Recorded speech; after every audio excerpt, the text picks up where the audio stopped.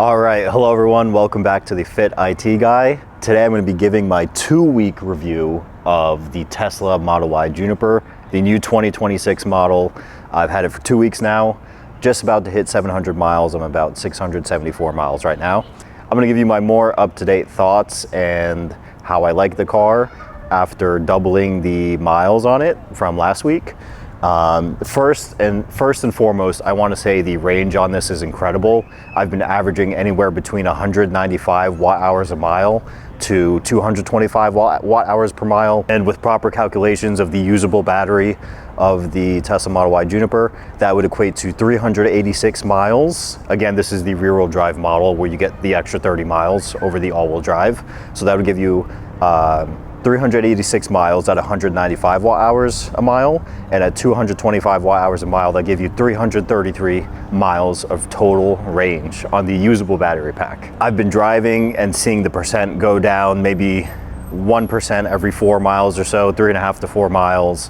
It is a welcome change from my previous Model Y, which was the all-wheel drive long range with acceleration boost. Maybe it's just the fact that I'm not pressing on the pedal as much or pressing as hard on the pedal as I used to, because I have the rear wheel drive and the acceleration isn't the same as the all-wheel drive with the acceleration boost. I just find I'm driving the car so much more efficiently. I'm also using FSD every time I get in the car, which I've never done before. Even with autopilot that I really liked on the previous car, hardware 4 with the AMD Ryzen chip is just amazing on the new Juniper. The front bumper camera is great as well, but FSD is amazing.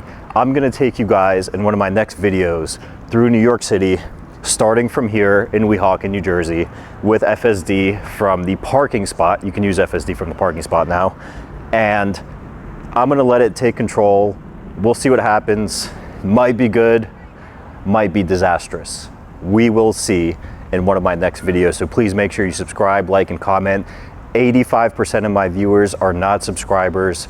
We have thousands of views on these videos now. I'm trying to make the best content possible on the new 2026 Model Y Juniper. So please make sure you like, comment, and subscribe on my videos so I can bring you guys some great content. And I want to say thank you to everybody that used my referral code. I hit my first 10 referrals within 2.5 weeks of getting this Model Y Juniper and uploading some videos about it.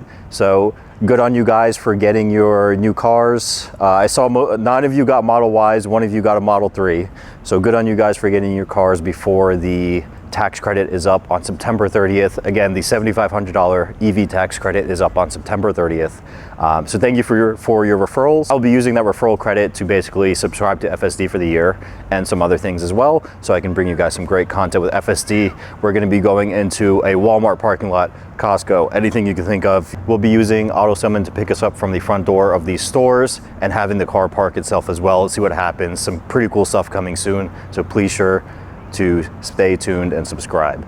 So as I was saying, FSD is amazing. I use it every single drive. It just takes all the stress away from driving. I don't have to hold on to the wheel if I don't want to. FSD is just the next level. I'm on version 13 FSD. I think my previous car was version 12 because it was hardware 3. That was again a 2020 Model Y long range all-wheel drive, the very first year of the Model Y. Some huge changes. I'm still so impressed by the sound reduction in this car. There's so much less wind noise. Again, going about 85 or 90 miles an hour, I would hear the wind noise I would hear in my previous car that was going 60 miles an hour. It's so quiet in the car. You have the dual pane glass on all the windows, not just the front windows like the previous model. Well, actually the 2020 model didn't have dual pane glass at all. I believe in 2023 they upgraded to dual pane glass on the front. You have dual pane glass on the front and rear. The heat reduction in the cabin is definitely noticeable. My previous car would get up to 160 degrees Fahrenheit inside the car if I left it in a parking lot for about an hour. This car gets to about 120, 125. So the new roof glass with the 7 times heat reduction definitely works, but there are some things I'm going to be doing to this car and some things I've already done to make it even better. The car is good, it's not perfect, but we're going to do everything we can to make this car even better, and I'm going to take you guys along on that journey with me. So the first thing we're doing that I haven't done yet is we're going to be getting the windows tinted. Now I was thinking mainly just to do the windshield and front 2 windows, with some XPEL ceramic tint. It's the XR Prime Plus, which is their highest heat rejection ceramic tint. But looking more into it, I figured I might as well just do the whole car, just fully reduce any heat coming into the car. It reduces 99% of UV as well. That really helped so much. I had my last car, I had it fully tinted with the ceramic tinting from XPEL. However, I did get a rock chip in my windshield one day, had to replace the windshield, never got the tint put back on, and I could notice the difference right away. So tint is definitely going to be a must for the summer months. I'm not too concerned about the winter, having tints or not, but for the summer it's been pretty brutal here in New Jersey. We've had a few weeks where it's been 100 degrees, a little over 100 degrees, a lot of weeks in the 90s, so this is a must. The next modification I'm doing is surprising to most people, the speakers. I have a set of Alpine speakers in the trunk right now that I will probably be putting on sometime this weekend. These do sound like paper speakers. They're amazing. They're the best speakers I've ever heard in the car. It's great. For some songs, probably about 10% or 15% of the songs I listen to, I can tell that they're paper speakers. It was hard at first. Tesla really got me. They really got me, and they made me think they put some good quality speakers in here. Like I said in my previous video, I think they put a very good amplifier in here and a pretty good subwoofer. The amplifier is masking the paper speakers because the amplifier is actually pretty good quality. So I can't wait to see how the Alpine speakers will sound with this car, once they're in this car with the better amplifier. Again, I'm guessing that there's a better amplifier compared to the previous model, because this is so good already, I wonder how much better it can get. The next thing I did, this is an absolute must. This car, and unfortunately the S, the X, the 3, and the Cybertruck have this now, or I should say don't have this, is they do not have a gear shifter, a gear stock, right? This is, as far as I know, one of the only cars in the world that does not have a gear shifter. I tried for 2 weeks. Today is exactly 2 weeks since I've gotten the car, and I've really tried. I cannot get used to it. You think after 700 miles I could get used to it. I put in the yoke wheel, right? That's 5 seconds I got used to that. People make some negative comments about the yoke. I don't know if they just never tried it or they're watching videos. I think the S and the X have a very wide yoke wheel. The aftermarket yoke wheels, I got mine from Hand Show. It's the perfect width where you can rest your elbows on the armrests and hold the wheel, and you're perfectly fine turning. You turn it like a normal wheel, no issues. The yoke I got used to in 5 seconds, right? For my previous car too, I had a yoke for 3 years now. The lack of a gear shifter and using the screen, after almost 700 miles in 2 weeks, I'm not used to it. No one that has driven my car is used to it. I've tried. Sometimes I shift it into drive, I'm turning, you know, and the auto shift is not working the way it should. It really is not working the way it should. I'm turning because the auto shift wants you to turn almost like a lot one way or a lot the other way. I guess when I'm parking my parking garage, I'm making very incremental turns when I'm getting into the spot, you know, I'm backing into the spot. So I'm going forward, left, and then backing in to the right.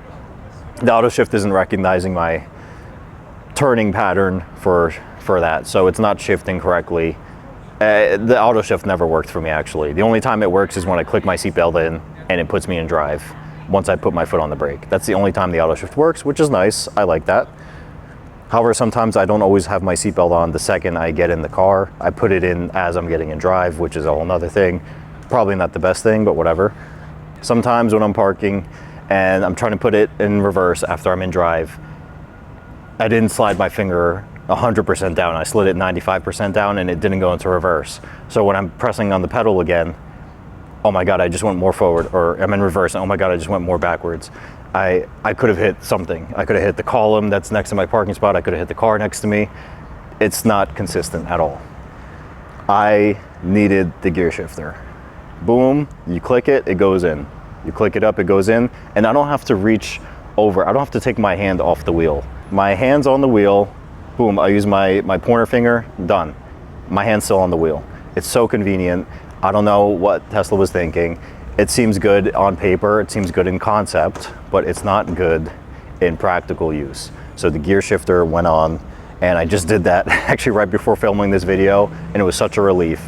It is the worst feature Tesla has put on this car, and by far, I'm happy that I don't have to use the screen shifter anymore. So that's good. So I do have one complaint actually.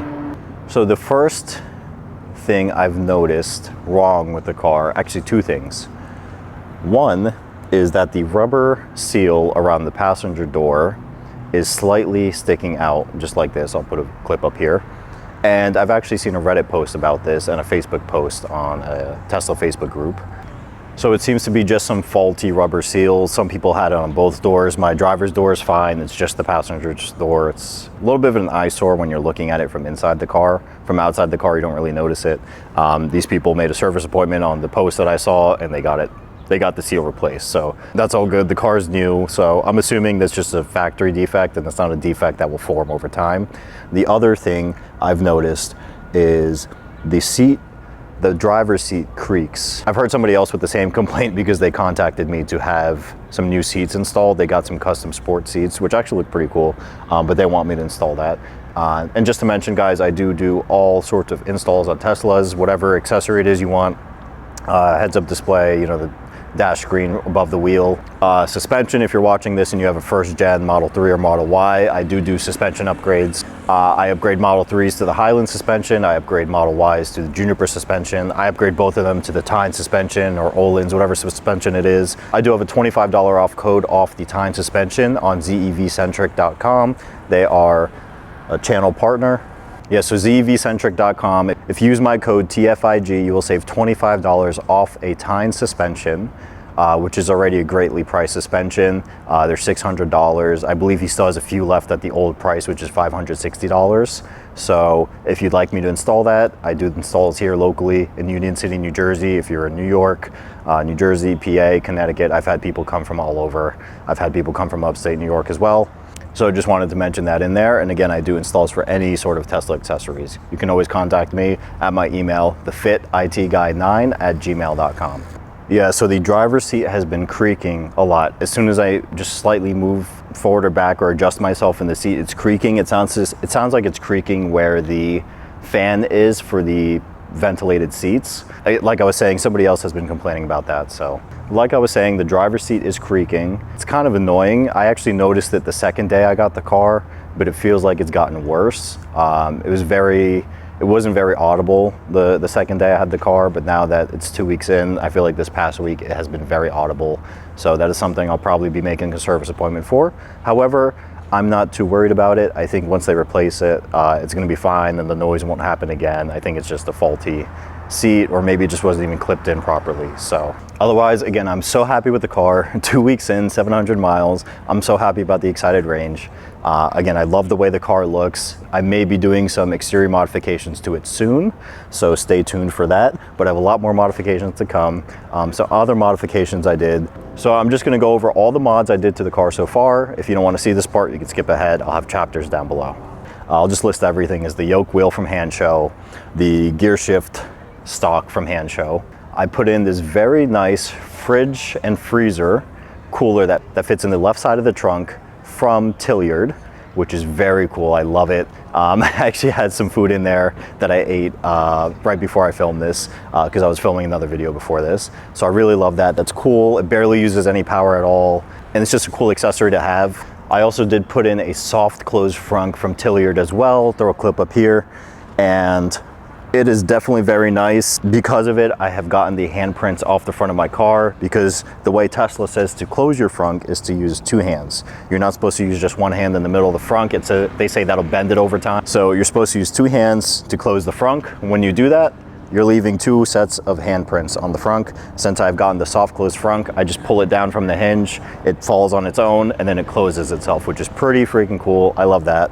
I also put in the blind spot detection light from Tilliard. I think this is a pretty cool mod. Also, the blind spot light that's currently on the side speakers, the side door speakers that are there right now are great. They work good, but I really like the BSD light because it gives you a nice bright orange light in your field of view without you even having to look over, so that you know right away before you even hit your turn signal if somebody's there in your blind spot. This car does have a pretty significant blind spot, so it is very good to have that.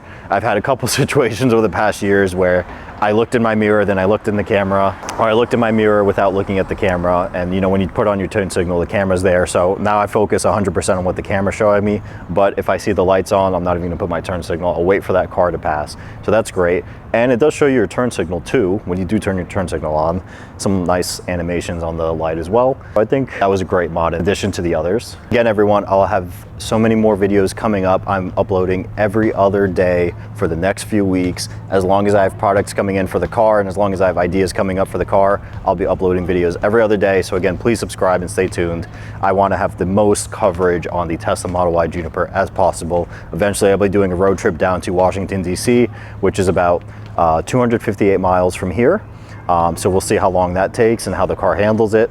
That'll be a nice video in the future. Again, I'll be doing FSD in New York City during the day, and a separate video at night to see how it handles it at night with the different types of traffic and all. So 2 weeks now, 700 miles, no rock chips on the car. I'm very happy. I am still debating whether or not I should PPF it. I put paint protection film on my previous Model Y on the bumper. I wish I put it on the hood as well. The hood got destroyed after 62,000 miles. There was probably about 10 or more rock chips, some of them pretty big, that kept actually peeling more and more over time. So that's a debate all in all. But I want to tell you guys the real reason why I upgraded from the 2020 Model Y all-wheel drive with acceleration boost, the long-range model, to this 2026 Model Y rear-wheel drive. There's a few reasons, but the biggest one and the most important one is my car was totaled in an accident. Basically, it most likely could have been fixed, but there could have been some battery damage that we don't know of. The car was drivable, but the right two wheels were destroyed, they were bent, no tire pressure. The suspension was destroyed on the right side, which really sucks because, as you guys know, I mentioned I had the Olin suspension on my previous Model Y, and that was a very expensive suspension. Thankfully, I got it used for a good price, but I would have loved to have put that suspension on here. I mentioned ZV-Centric before. Rishi from ZV-Centric actually installed an Olin suspension on a customer's car, and they made a video about how cool that is, so I'll kind of link that here. I'll link that here so you guys can check it out. But the suspension, actually, that brings me to one point about the suspension. It clunks. Believe it or not, the car is so quiet that you're actually hearing the suspension clunk. Like I mentioned in my previous video, I think the suspension just still has too much rebound. So when the suspension compresses, it drops too fast and you're hearing a clunk because of that. With the Tyne suspension I had before and the Olin suspension, everything was so smooth. And going from the Olins to this, I can notice the handling difference. So the handling is just the basic stock handling of a car. It still handles great. And this is the rear wheel drive, so it doesn't have as much traction as the all wheel drive when you're taking a turn. So I'm used to the all wheel drive on my previous car, plus the Olin suspension. But I do have to say the suspension is amazing. It's a huge improvement over the previous Model Y. I would say it's about 90% of the Tyne suspension, and it's about 80% of the Olin suspension. So if it had just had a little bit better handling and a little bit better rebound, it'd be great. And without the clunking noise, it would be awesome as well. But like I said, the car is just so quiet that you actually hear that. I feel like if they had this, if you upgraded to this suspension on the previous Model Y, you probably wouldn't hear the clunking just because of how noisy the car was. But anyway, I just want to end out the video by saying I really love this car. It has been a very magnificent upgrade. And I'm happy to say upgraded because, as we all know, the previous Model Ys and Model 3s heavily depreciated. So I was very underwater on my loan compared to the car's value compared to what I owed on the loan. I'm very happy I had gap coverage on my loan of the previous Model Y because that covered the difference. There was about a $16,000 difference of the car's value versus what I owed on the loan, which is why I never wanted to sell the previous car because I knew I'd be losing so much money. So it's kind of a blessing in disguise that the car got totaled because now I got to upgrade. I have a car that's cheaper than my 2020 Model Y that I bought used, so my monthly payment's a lot cheaper. And all in all, I got a much more upgraded car for a cheaper price, and it's a brand new car as well. I have the ability to bring you guys a lot of content with this car. I'm going to be doing so many things, like I said, so please, again, like, comment, and subscribe. Really helps out the channel when you guys like and subscribe. Allows me opens me up to more opportunities to bring you guys some more content. I have so many cool things planned in the future, and I hope you guys stay tuned for future videos. So stay strong and see you next time.